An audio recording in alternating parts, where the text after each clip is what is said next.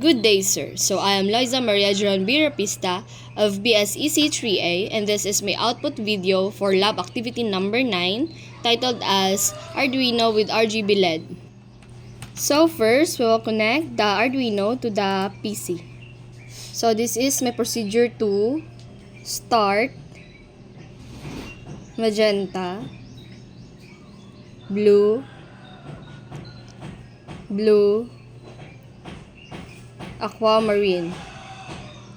So these colors represents my ID number, the 0336. So next, the procedure 3. So this is my smooth transitions of 4 colors.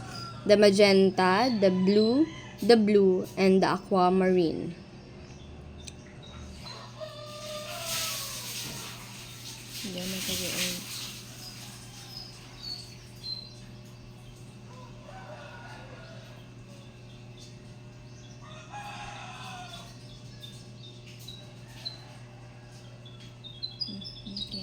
And